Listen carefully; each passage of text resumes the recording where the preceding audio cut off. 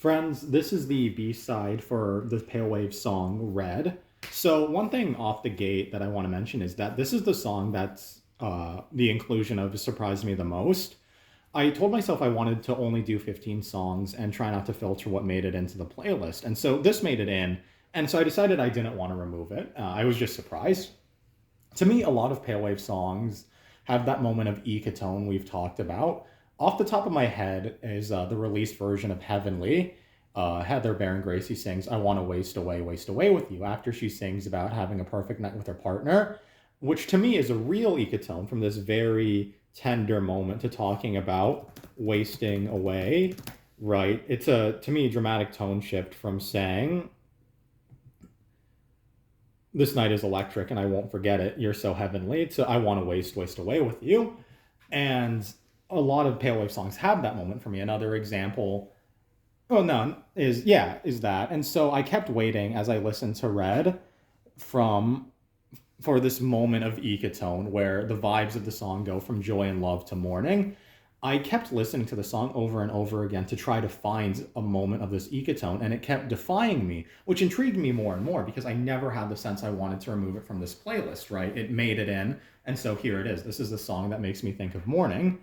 And so I thought about something I said in my reading response too. I used ecotone as a verb, which is something Jane noted. But when we talked about ecotone in class, we used ecotone as a noun to describe this meeting between two hostile environments. And to me, Red as a song lives kind of in that ecotone. There's a lot of joy in Red about this couple that's running into a relationship with each other, knowing each other's favorite color, and it's very poppy and upbeat. And the beat is dynamic and fun, but I also think there's a lot of mourning present in it. One of the lines in the chorus is, "Oh no, baby, are we gonna make it this time?" Which isn't a very joyful lyric, and to me, I think it's almost like speculative mourning, like realizing that this might not work out, this might not be what we want it to be. And then there's this other lyric that says, "I know what your friends will say. It doesn't matter. They're all in love with me anyway," which I think is it's one of my favorite lyrics in the entire discography of the Pale Waves, and I've never put my fingers on why that is, and I still don't think I have, but one of the reasons I think I like it so much, especially in this context, is it kind of evokes the idea of the futility of mourning. Like when Ross and Feet says, "Of course she's dead." Here Baron Gracie says, "It doesn't fucking matter what they're going to say because they all love me anyway."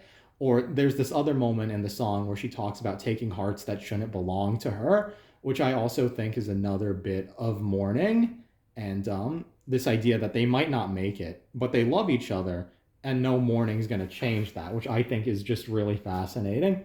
I don't have that much to say about it, all things considered, but that was absolutely one of them.